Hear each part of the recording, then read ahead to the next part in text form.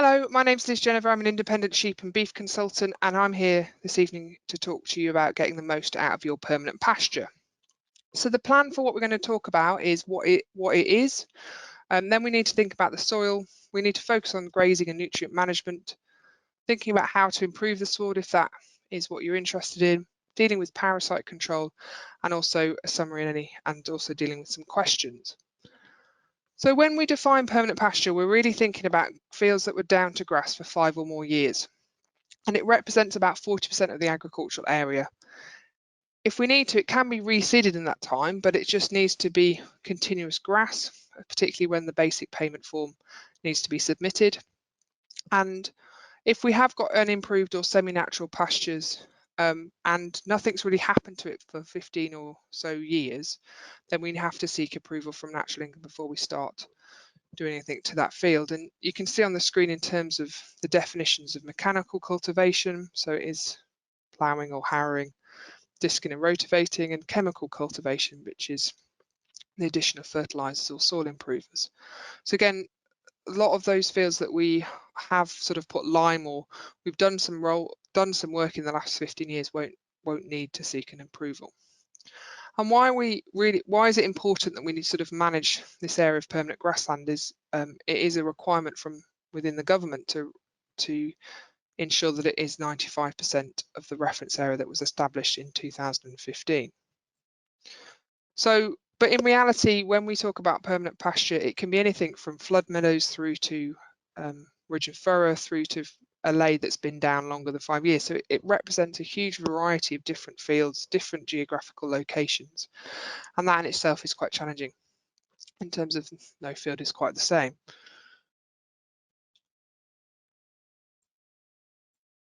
So why is it important for beef and sheep production?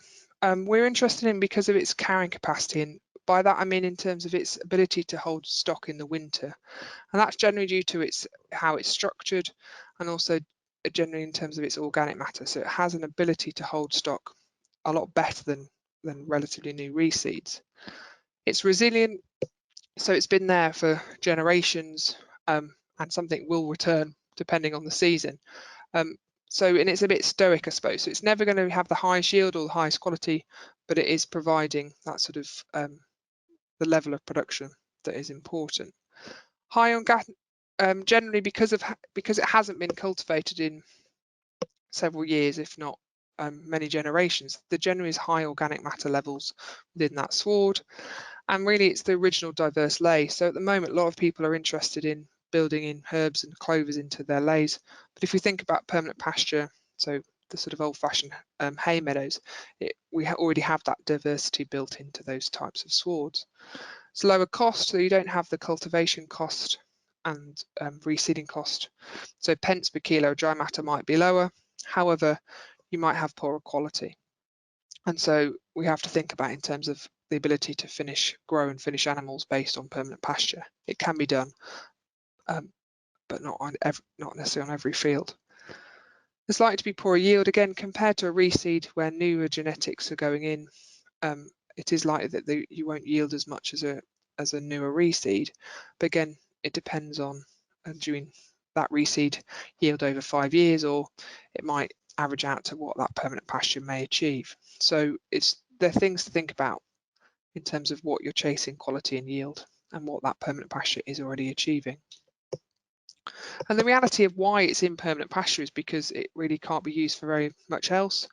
It could be that you can't get a plough to it. It could be that once ploughed, it just doesn't do well within an arable enterprise. So we do have limited competition, but that doesn't mean that we can't focus and manage it or improve our management of it. And because of the proportion of the UK that is down to permanent pasture is a really important part of the story of the value of red meat. So if we think of national parks, they're all grazed landscapes in general.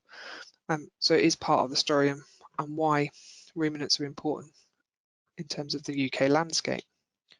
However, there is this, because it hasn't really been rotated out of grass, there is this risk of parasite buildup, the infamous sort of sheep sick pastures, which we will talk about later on. So, and this is true for whether it's a reseed or whether it's a permanent pasture, is we really need to know what what is the objective? What do you want that field to do? Do you need to grow more grass? So is it a yield thing?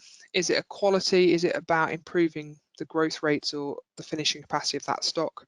Or is it a utilisation query? And certainly what we don't want people to do is to chase yield, try and get more and more tonnage of dry matter, but actually not utilise it appropriately because there is no benefit for it. And quality and yield has a nice interconnection, so we can grow more, but poor utilisation generally will lead to poor quality. So build up of stem, build up of dead material, and that will reduce the performance of animals on that sward. Also, some of those, as I've sort of mentioned, the carrying capacity, some of these permanent pastures have an important role in terms of outwintering or extending the grazing season. So it could be through the form of deferred grazing. It could be that that feed can be taken to them. So again, thinking about that. And also, as I mentioned, the sort of ridge and furrow or the types of landscape that are in national parks, they are part of the historical landscape and need to be protected. So again, thinking about what is the objective of that field, and is it crucial that it does need significant improvement, or does it have a place within that landscape? And sort of as hinted at in terms of the original diverse lay, there's a lot of focus in terms of regeneration of natural grasslands, so moving back towards this sort of natural hay meadow type approach. So again, is that your objective of that field, and how you manage it and will differ if that's your objective. And the important thing to remember in all of this is that it can't do everything. If we're trying to hit all of these targets, then we'll always only be disappointed. So it's really having a clear idea of what that field needs to do. And it may not be the same as the field next door, but it is, again, what does that field fulfill within your farming system? So these are some of the factors that affect sward composition and also density. So management factors such as nutrients, lime, N, P and K, grazing and cutting strategies, the grazing methods that are used, and the types of stock that are grazing. And we'll talk about them in a bit more detail later on. The ones I won't necessarily talk about are more of the environmental factors. So soil type, it's quite difficult to alter, or really difficult to alter, but important to know what it is. Drainage, again, it's looking at the maintenance of existing drainage systems. Rarely do we get new drainage systems going into grassland. What is the climate? How does that affect it? So, do you know, in terms of average rainfall, sunshine hours, and also what is the history of pests and diseases, and is that sort of affecting what grass or plants are or not there? The two things we're really going to focus on, as they probably have the biggest impact in terms of sward composition, are soil nutrients and also grazing systems. So what we've got here, sort of the first thing we're really going to talk about is soil testing. So how to soil test? So at 7.5 centimetres is ideal for if we're soil sampling permanent pasture. If we're doing any form of cultivations, so we're ploughing it up, it's 15 centimetres depth. We're trying to walk in a W, so we're avoiding gateways or where there's troughs or feeders have been. So again, we're trying to get a representative sample. So avoid anywhere where there might be a build-up of nutrients through feed or feces. If there are different soil types or histories within those fields, it's quite important to do more samples. So it could be that you need to do 2 across that field if there's different soil types. And we're aiming to collect up to 25 plugs, and it has to be representative of that field. And we're aiming to do it at least 2 months after the last application of lime, P and K fertiliser, manures or slurries. And that's just to allow that soil to get itself sort of balanced before that soil test comes in and gives you the result. So when we think about soil tests, the key element becomes is then we have to use the results. So one thing is to get the soil test done. Second thing is using the results. So first thing we generally look for is pH, and it is a measure of acidity, and that will range from 0 to 14. The target for grassland soils generally is between 6 to 6.2. If it's part of an arable rotation, you might be aiming to get to 6.5. If you've got high organic matter soils, so peat or peat-based soils, it's quite challenging to get above 5.5 in terms of pH. So again, it's important to know soil type, what the objective of that field is, and then that gives you information in terms of what that target pH should be. And the key thing about why we're obsessed with pH is because it affects the availability of other nutrients to those plants. And so without the pH being at the right target, we're not really utilising those other nutrients well enough. So the pie chart on the screen is actually from an old project done by EBLEX at the time alongside Environment Agency, and it was around about 200 soil samples were taken, and because you can see that about a quarter of them were on target for where they needed to be for pH, and nearly half of them was below target. So again, it's a real important area to focus on. So this is what was talked about in terms of availability of other nutrients. So the wider the white area, the more available those nutrients are. So you can see the sweet spot of 6 to 6.5-ish for grass generally means that nitrogen, phosphorus, potash or potassium and sulfur are reasonably available. Potentially you actually have higher availability as the pH gets a bit higher, so above 6.5. Again, that's really appropriate if naturally those soils are high in pH, so they have they're based around limestone or in limestone areas. But it's not necessarily cost effective that if your pH is naturally 6 or below to lime above 6.5. So again, it's just thinking about where your natural pH is and that investment in lime, but certainly 6 to 6.2 is perfectly appropriate for grassland. We then generally look next at phosphate or P. The target for that is index number 2. Why phosphate is important is it really drives reactions. Particularly interested in, in reseeds because of it sort of drives root and early growth, and in terms of an element of needs to be available to those sort of new roots as they come through. Because of that, its role within sort of developing of rooting systems, if it's too low within that soil, it can lead to drought susceptibility. Basically, just that the root health isn't good enough in those plants. And if it is too high, there's a risk of water pollution, and generally it has to leave the soil attached to a soil particle. So again, if there's high rainfall events and you see soil moving off fields, not that common in grassland, but it can happen. It's also potentially taking phosphate with it into streams. So the similar work that was done with the Environment Agency a few years ago showed that only about 15% of fields were on target for phosphate. Okay, some of them, 23%, were above target, which isn't necessarily detrimental, but does have this risk of water pollution. But it's over half, 62%, were below target for where they needed to be for phosphate. So again, another area to focus on. So potash, or K, is a target index of 2-. So for potash, the 2 index is split into plus and minus. And this is particularly important in silage systems because it's involved in sort of water maintenance within the plant, so and also transport of nutrients around the plant. So if it's too low, we get this reduction in yield. Basically, the sort of pathways with or the nutrient movement around the plant is not good enough. If it's too high, there is this risk of staggers.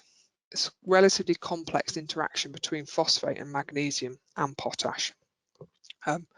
Particularly in spring grass or when grass is growing quite quickly, it generally favours the uptake of potash over magnesium, and that's what can then reduce the amount of magnesium going into the animals and therefore causing staggers. Next up on a general soil test is magnesium. Target is index 2, and it's important within the chlorophyll molecule. So that's why if it's too low within that plant, the leaves are actually quite pale green because it affects that chlorophyll. The other thing to think about, particularly if you're cultivating soils, is if you have high levels of magnesium, it's quite difficult to cultivate. And soils generally are happier when they've got more calcium than magnesium. And it helps to make your decisions in terms of if you've got high mag levels, you're generally looking for, and if you need to put lime on, you're generally looking for a calcium-based lime to help you so you don't push those magnesium levels up higher. Similar piece of work, so we're showing about a third of fields are on target for magnesium, only 10% are below, and 6% are above target for magnesium. Generally, we see magnesium is not necessarily the one that needs focus on, unless it's very high and you're trying to not get it any higher with your choice of lime. So if we think about P and K, so this is just an extract from RB209 Nutrient Management Guide, which can be seen in the top corner. And this is the phosphate and potash recommendations for grey swards. So we've got the index, we've done a soil test, we've got the index numbers, and we now need to understand what can be applied onto those fields.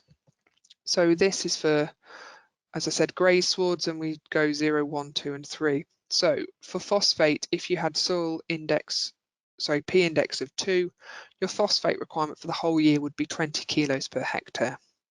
That needs to be converted into product. For potash, it would be 0.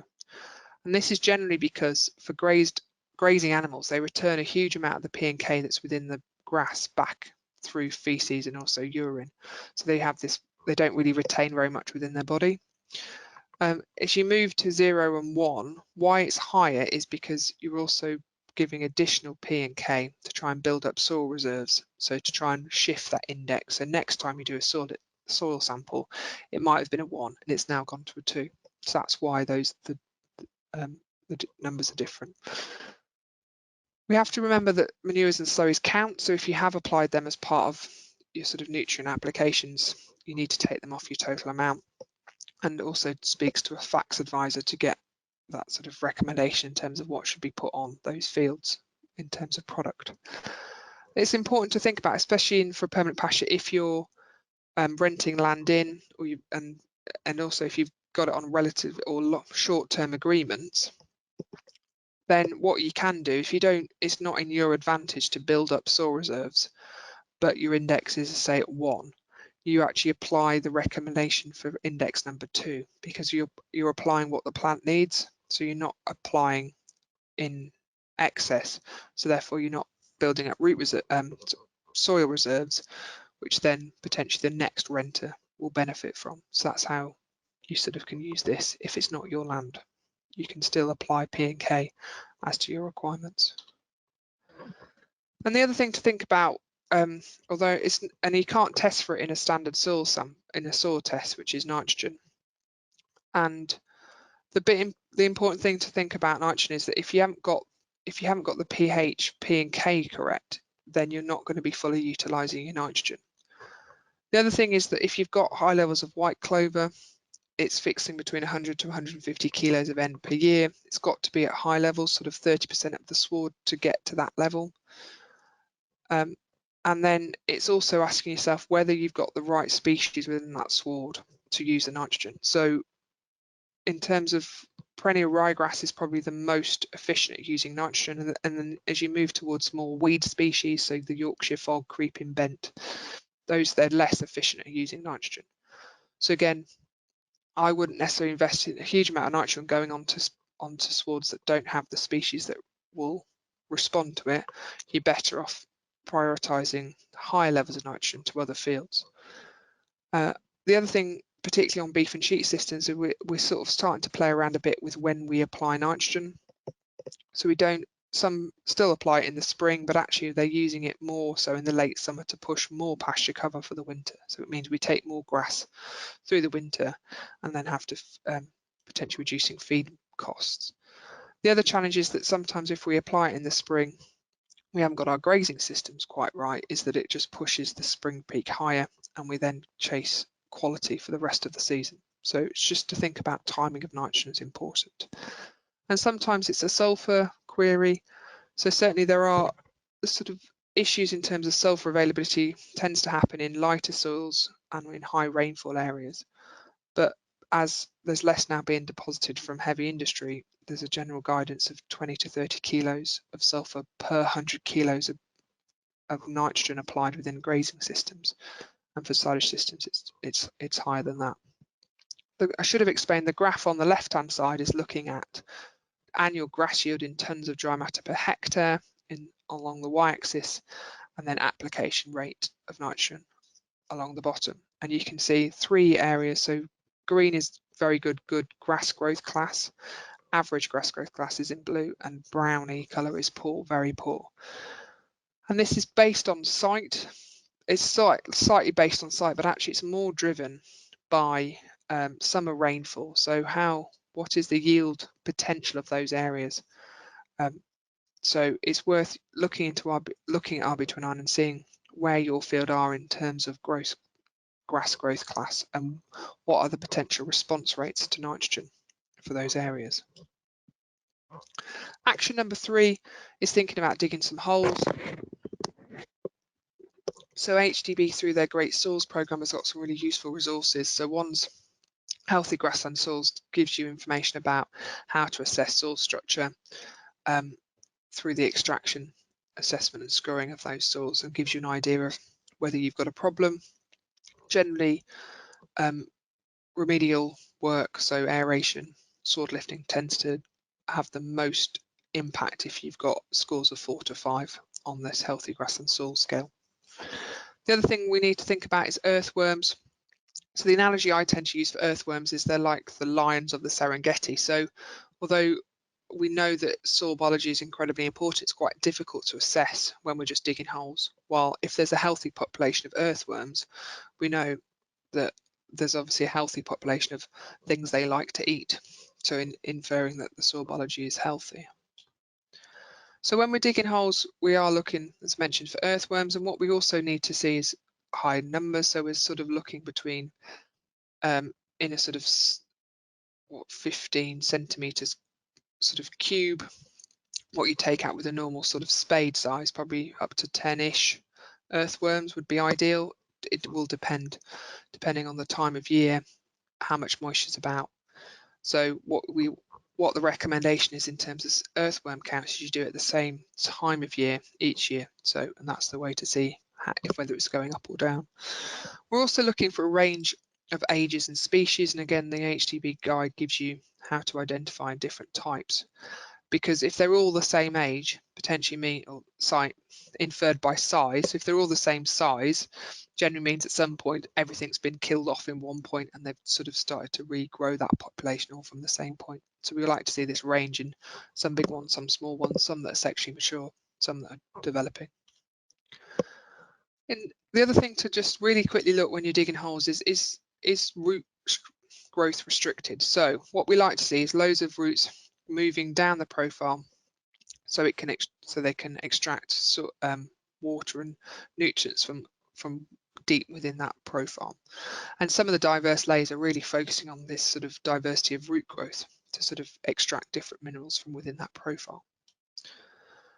And in terms of what is its colour, does it smell? So again, can be indicating of short-term waterlogging if there's this element of mottling, or this more grey area that's sort of indicating long-term waterlogging.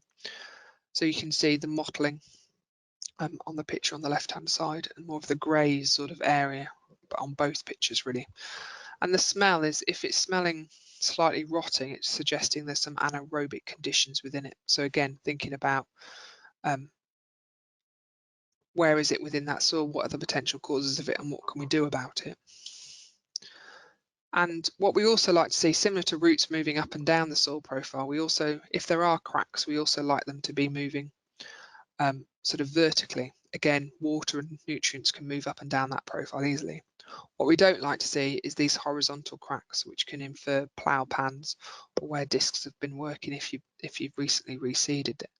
So again, just have a look in terms of what's the soil telling you in terms of is it really going to promote maximum grass growth. So as I sort of said before, once you've done your healthy grassland soils sort of score chart, when we then get to the point of 4s and 5s, and that's really indicating poor, and my rough rule of thumb is that if you've got blocks of soil that won't break up any smaller than your size of your fist, that's when you get into 4s and 5s. And it is dependent a bit on soil moisture, but again, this is when you need to start thinking that an aerator, which is the one on the left hand side, which is the spikes, or and that tends to work sort of up to about 10 centimeters of depth, depending on how new the spikes are, or your sward lifter that tends to work a bit deeper. And you're always trying to get 1 inch, 2.5 centimeters below the point of compaction. So digging holes, identifying where that area of limitation or limiting layer is, and then identifying what is the best bit of kit to sort of help that, and then what is the best time of year. So generally sward lifters, the recommendation is that the preference is to happen in the autumn, so it has the whole winter sort of to stabilize itself, get the roots back in order, before you then this sort of push of yield happens in the spring. Aerators, there's a bit more flexibility, but the key thing with that is don't use them as you're going into a dry period, because it opens up the soil, cracks the soil, and then moisture loss. So it can, and it also cuts up roots. So those plants will be more fragile once these pieces of kit have gone through them. So it's thinking about grazing management, silage management afterwards to make sure that those soils are given a chance to recover. But the ideal situation is to not have to need those, but sometimes you will. So then if we think about grazing management, and we're really going to be focused on sward heights, and doing this, more and more people are now using kilos of dry matter per hectare, so a measure of pasture, but we'll look at sward heights and we can always do a bit of a conversion of one to the other. So when we're thinking about grazing, we've got two main systems that we describe. One is rotational, so we have a pre-graze cover, so how much grass is there before those animals go into, and a post-graze or residual, which is what is the height of that grass when those animals need to come out of that field. So if you're using lambs around this time of year, they're going in at 8 to 10 centimetres, they're coming out any sort of hopefully 4 to 5 centimetres. If you're doing continuous grazing systems, we're looking at sort of 4 to 6 centimetres. So continuous grazing is not about just bunging them in a field and letting them get on with it.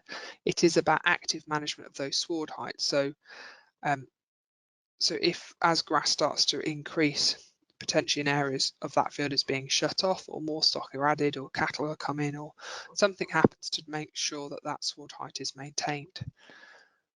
We then got different targets. So cows and calves, we're looking at slightly higher targets. Sort of turn out to May, we're looking at going in at 10 to 14 centimetres and coming out to 5 to 6. And again, if they were continuously grazed, we're looking at sort of 5 to 6. So generally, we're not necessarily we'll talk a bit about the pros and cons of rotational grazing versus continuous grazing, really. But I think they all have their place, and the key in all of this is to manage sward heights, and certainly rotational grazing will lead to higher yields, but well-managed continuous grazing is probably better for that land than poorly managed rotational grazing. So it's just debating on what is the sort of system that you really want to run, and it doesn't necessarily have to be. You could do some continuous grazing in spring, you could then move to rotational grazing later in the year. So you can pick and choose depending on what you want to achieve from that field. And it will be really dependent on what infrastructure is available. So certainly in terms of fencing and also water systems.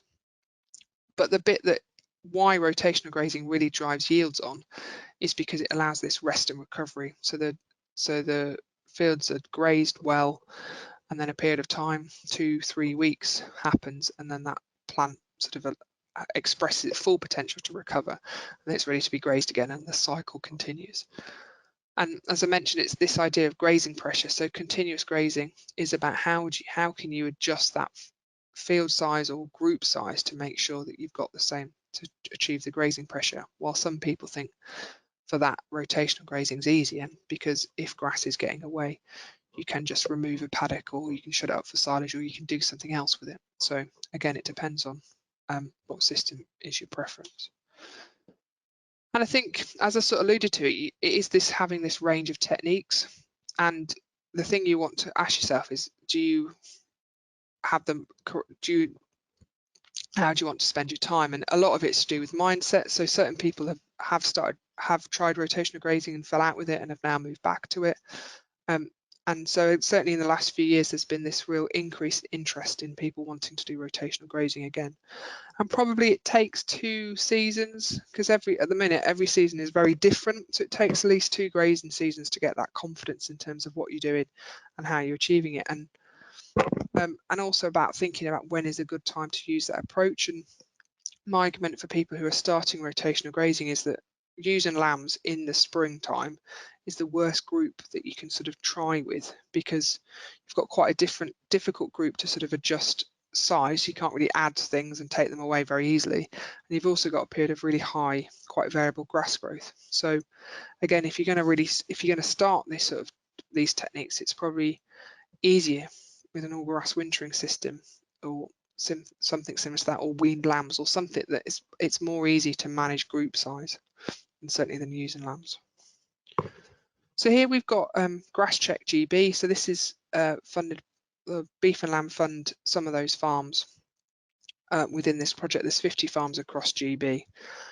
And what we can see from this graph is the blue line is the average grass growth from 2019. The green line is dairy farms and the yellow line is beef and sheep farms.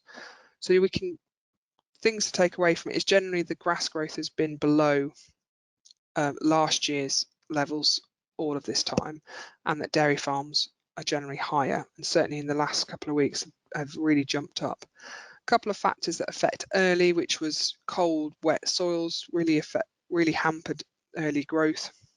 You then went through a period where you couldn't put fertilizer on because of soil conditions, and then what's hampering growth recently is actually quite low sward height. So because there's not enough grass has grown early on, that swards have been eaten down, and therefore there's not as much leaf available to fix that sunlight. And then you were moving through a phase where it's actually moisture causing the impact. So these farms will be measuring weekly, which is quite keen for grass, to be fair. This time of year, the recommendation is probably every 2 weeks, twice a month, just because it can change quite rapidly.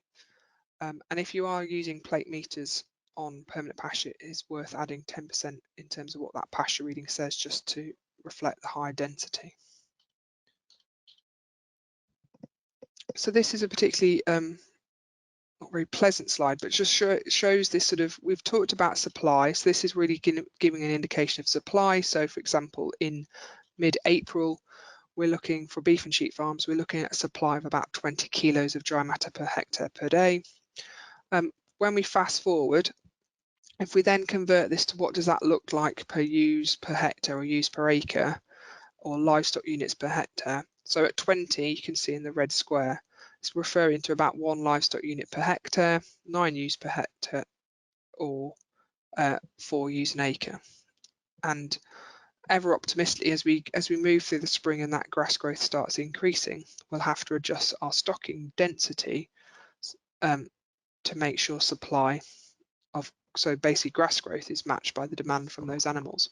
What also happens is that lambs start eating more, and so that's what also drives up demand at that time. We can do the same thing in terms of what does the demand look like when we're looking at cattle systems. So 20 refers to about half a cow per acre, or just over 1 growing cattle per acre. So again, this is quite a useful ready retina in terms of some people ask me questions in the ewes per acre, some livestock units, some demand. So it just gives you an idea of sort of putting them all on one slide and seeing how we get on.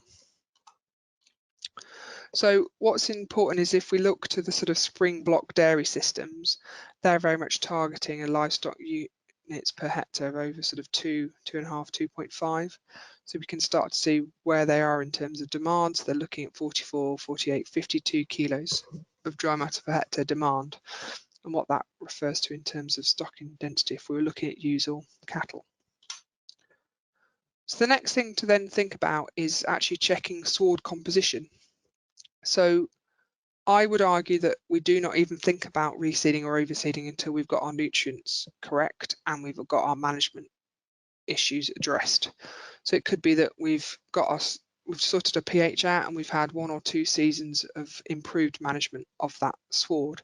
9 times out of 10, that will improve the quality of the sward. So that in terms of the types of species that are there and the quality of it. So it is important to focus on those 2 things before we then make that investment in reseeding or overseeding. If there are a high proportion of weeds, we've got to have a think about what is making that grass uncompetitive. So it could be poaching, it could be that actually doesn't have the carrying capacity that we think and we shouldn't be grazing it as we do over the winter. It could be where troughs or feeders have been, that of course this sort of surface damage has basically killed off the grass and allowed this place for the weeds to develop. It could be that it's an uneven nutrient supply. So we've got to think about why are those weeds starting to dominate. As we know, grass can grow, and it can grow with hardly any soil in the middle of a pavement. So it doesn't take a huge amount for it to grow. So why is it not growing in that and something else is growing in its place? And certain people, the attitude towards weeds are changing, particularly as we're moving for the regen ag type approaches. But still, it's the question, which is, there's something that's not quite happy in that soil to allow those weeds to dominate. And also thinking about back to what is your objective.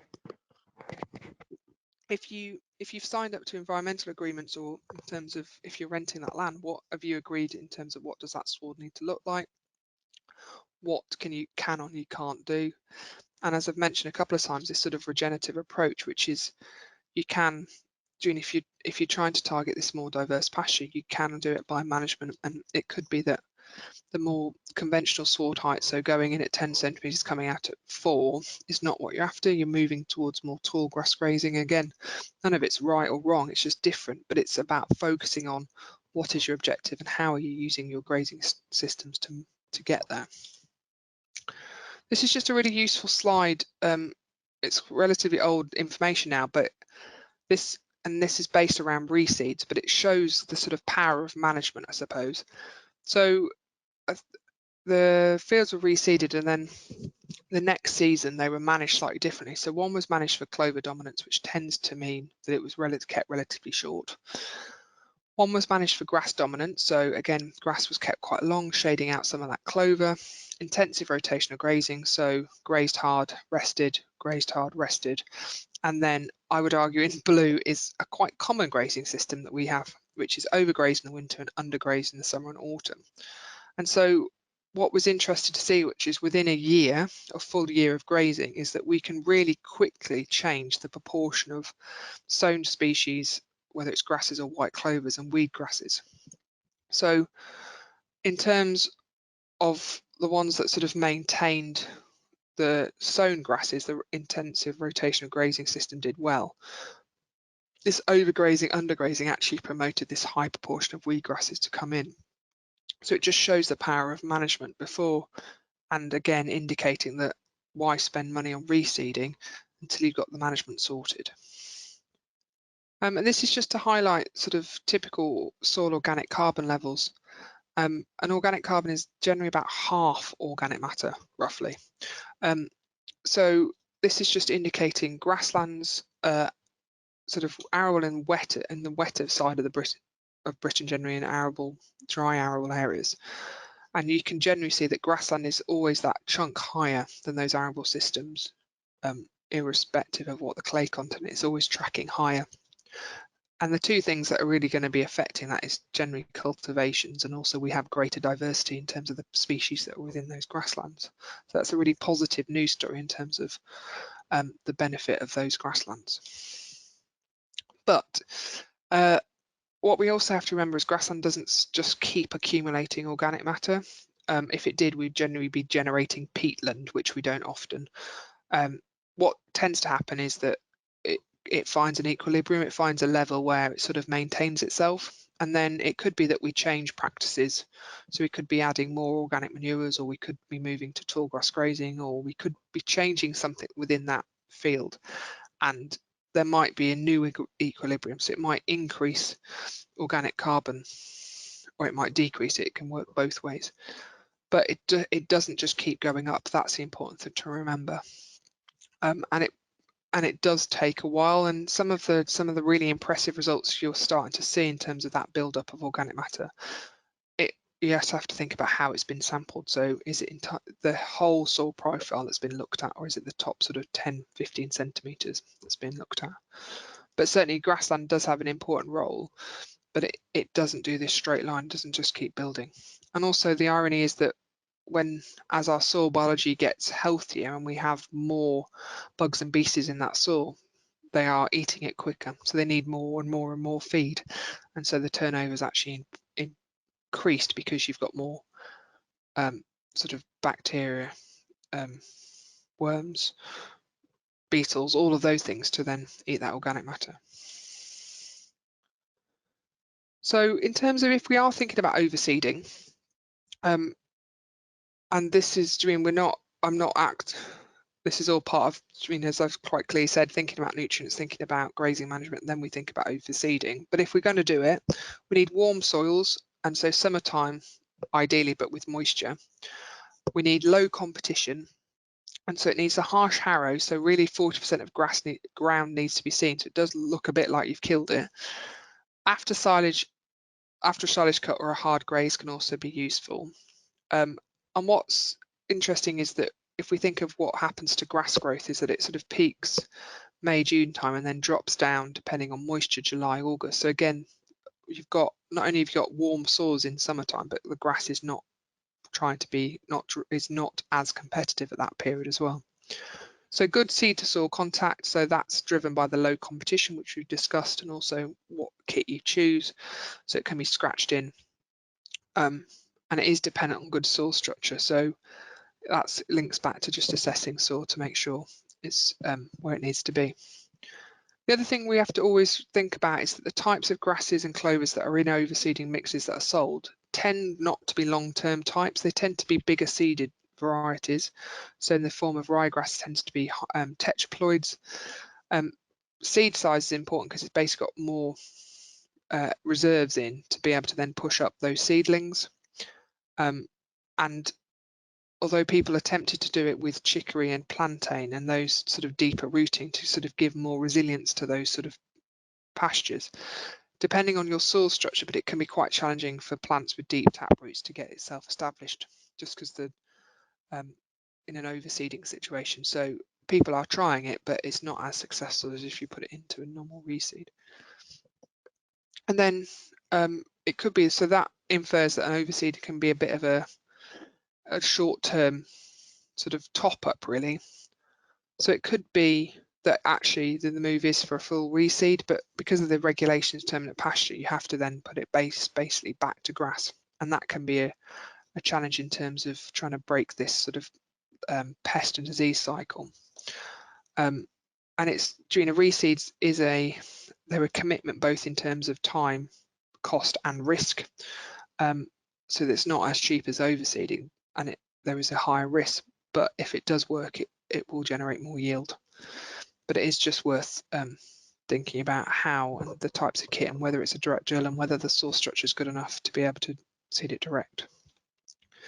So then we've talking a bit about parasite control.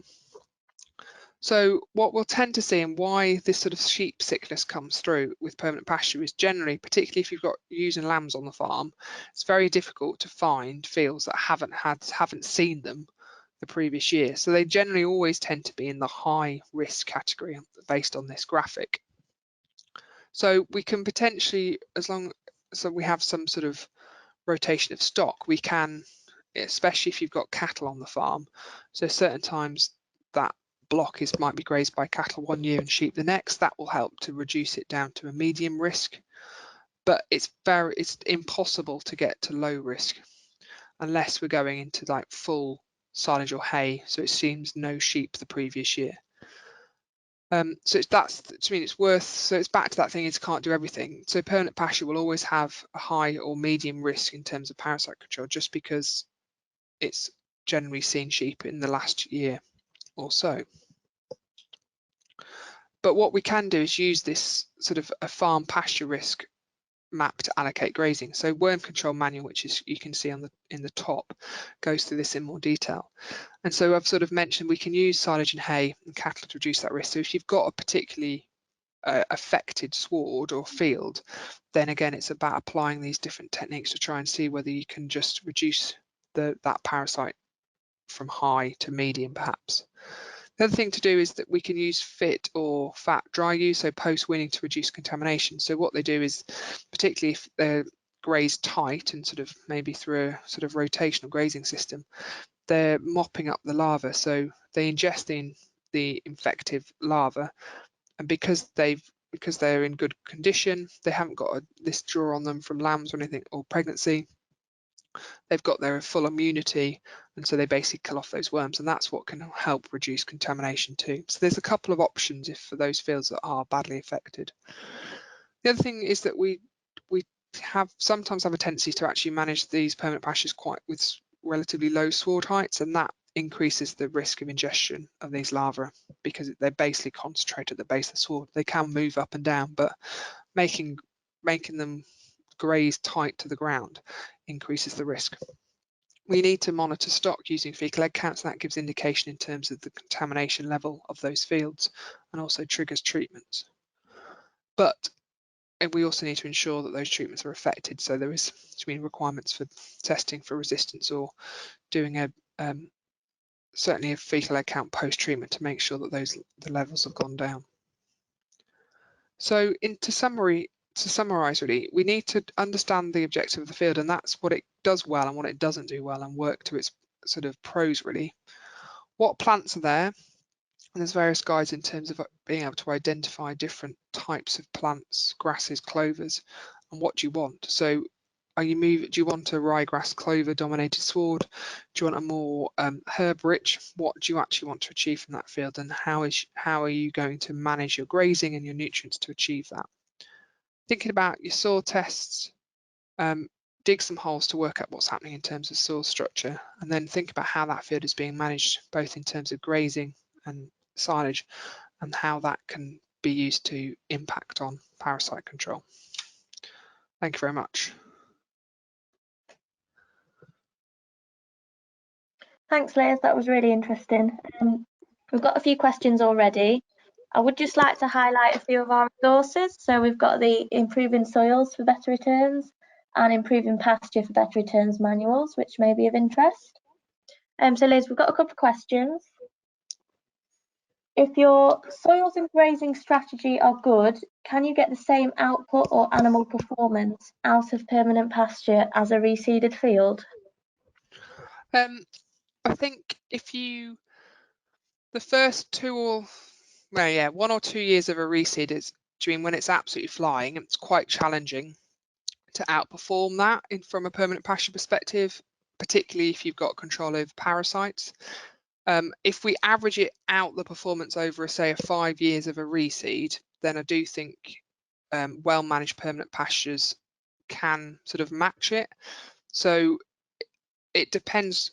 So I think we could probably push our permanent pasture harder in certain areas to get that improved performance, but sometimes we also just need a reseed. So it's quite difficult to say to compete one against the other, because in certain situations they can't ever reseed. So, but certainly if we average out performance of a reseed over 5 years, it can be similar to a well-managed permanent pasture. Thanks, Liz. And the next one is, when is the best time of year to use a sward lifter? And should you do it even if a problem hasn't been identified? Is it a good thing to do anyway? So sward lifters tend to need to be used in the autumn, purely because they're quite disruptive to that soil, and so by having the whole winter to sort of allow that structure to reform and the roots to reform and hold that, basically what you're trying to do is create cracks within that soil, and so what you're then asking the roots to do is then move through those cracks and sort of I suppose stabilize them really. The challenge, so if you do it in the spring and then the soil's quite fragile because it's been cracked, then you sort of cultivate it, or not cultivate, then you silage the land or you graze it, you can actually make the situation worse. That's why sward lifters tend to need to be used later in the year. Aerators can be used a lot more through the year, but it's still based on soil conditions. So if it's too dry, you basically aren't doing very much. You're potentially damaging kit and costing a lot in diesel. And if it's too wet, you're potentially smearing that soil and making the situation worse. So I think if you don't need to do it, I wouldn't do it. And if you do need to do it, think about the times of year and when is the sort of sweet spot in terms of when the soil isn't too wet or too dry to do the job well enough. Thanks, Liz. The next one is, how long does a grassland need to be destroyed before the life cycle of pests is broken? Probably in an ideal world, at least 6 weeks. So it's how it, and that isn't, that's reducing the risk. It won't eliminate it, but yeah, we're looking at sort of 6 weeks break really for sort of particularly leather jackets. But but there's quite a lot of seasonal variation in terms of when they're laying and how big the hatch is and all of those factors. But in an ideal world, we'd like it to go through a forage crop or something like that, just to allow a bit more of a break. But again, that does affect the sort of definition of permanent pasture as it's come out of grass for a period of time. Thank you. And when is the ideal time for an autumn reseed? So the key thing with that is, depending on where you are in the country, if you've got clover going in, you really want clover to be established by mid to late August. I mean, that date gets later as you go further south in the country. So that sort of determines that end of, well, you don't want it any later than that point. And then it can autumn sort of, it then depends on when that ground becomes available for that reseed. So it could be after a first or second cut, and then it's a prime opportunity. So yeah, the timing is really dependent on soil moisture as well, and not being too late within that season. Thanks, Liz. And the next one is, what is a good amount of clover to overseed into a permanent perennial ryegrass ley? Generally, we're looking at sort of, on overseeding, we're looking at sort of at least 1 kilo of clover seed to be put in. That's the ambition. But the key thing, is I've sort of mentioned, is that you've got, clover seed only really needs to be just on the surface, but it needs to be able to have not very much competition. So it's making sure that the established grass is not back either by a recent silage cut or a graze or a harrow. Thanks, Liz. We've got another one here. If you're trying to improve grassland on an arable reversion situation, with grass mainly used for conservation, what varieties would you recommend, please? Do they mean conservation in terms of silage or conservation in terms of environment?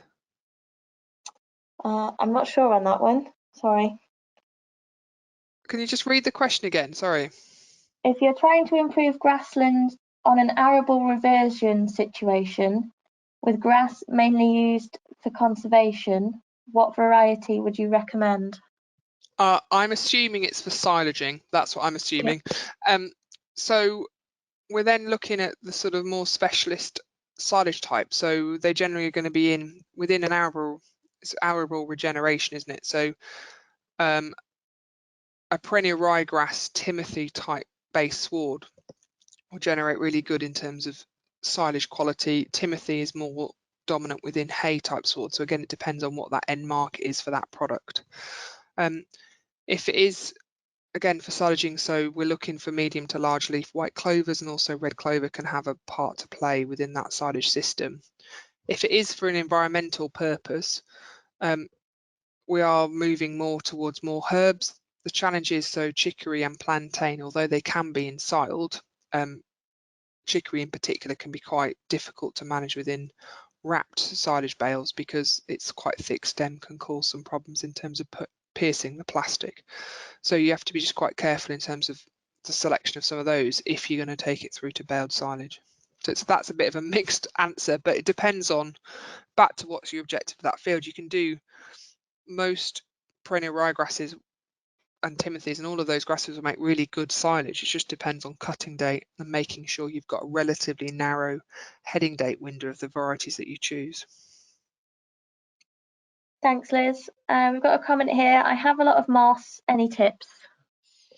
Definitely have a think, dig some holes looking at soil structure. It generally indicates this sort of waterlogging, nutrients aren't really cycling well enough within that field. So again, looking at soil tests and also soil structure to have a look at, but asking the question, why is my grass not being competitive? Is it that it's significantly shady? Is it that it just isn't being fed well enough? Either because the nutrients aren't there or the roots can't get to the nutrients. Thank you. And what is a good number of worms to find in a worm count? So it's sort of depends a bit on the lump that you're looking at, but if you're sort of taking a general spade and sort of doing a cube based on the width of a general spade, we're looking really getting towards 10, but it will depend on time of year. So if the wetter it is, the more you'll find. Thank you. And what are the best grass varieties for wet ground and fields prone to flooding? So we're tending to favour things like Timothy because it tends to grow better, and it basically grows so ryegrass, for example, starts to grow at sort of soil temperatures of 5, while Timothy will grow at slightly lower soil temperatures. Things like cocksfoot, so it has quite a good deep rooting system, again, so provides some resilience to that system, to flooding. There's also things like fesculoliums, which is a cross between fescues and perennial or Italian ryegrasses, and again, they've been selected for their rooting system. You're trying to get something that's got a good root system to provide the resilience, so when it can regrow, it's got the reserves ready to regrow. And also things, white clover, some of the deeper rooting herbs will also improve soil structure, which allows, again, hopefully that more resilience. Thanks, Liz. We've got a couple of questions about weeds now. The first one is, what do you do if you've got thatch? And we've got another issue here with managing buttercups. So the buttercup one tends to be a deficiency in phosphate. So again, it's looking at soil tests and also soil structure to make sure the plants can actually access those nutrients. In terms of thatch, so this is the build-up of sort of dead leaves and of generally grass on the sort of top surface of that permanent pasture. So what you've got to do, and things like weaned cows or weaned ewes are really useful, is that you've got to use them with relatively high stocking density to sort of disrupt that thatch. It only starts to break down when it's in contact with the soil, so some of the time it's just this big thick mat that it's protecting itself from soil, so that's when it starts to be broken down by the sort of soil biology. Other people would use sort of all grass wintering, so this is this sort of 100-day paddock system we're using for sheep, relatively tight stocking rates, but again, they're only in it for a day, couple of days, and that the sort of action of that sort of starts to break up that thatch and pushes it in contact with the soil, and therefore it starts to break down. But yeah, it's trying to get it broken down really. The other challenge with it is that it can affect where that grass starts to grow. So if you start looking in the sward and picking out grass plants, it sometimes can have sort of 5, 6, 7 centimeters of dead or stem before you've even got any leaf. So it's really you have to do a full reset of that sward back to sort of at least 4 centimeters, and then it sort of freshens up and grows from that again. So all grass wintering is a really good technique. Thanks, Liz. That's really helpful. We've got another one here, back to overseeding. What is the best time of year to overseed, or is it just when there's sufficient moisture? So sort of as mentioned, it's that sort of summertime. So thinking about warm soils with moisture and when grass is being at its least competitive. So that tends to be, yeah, midsummer onwards really.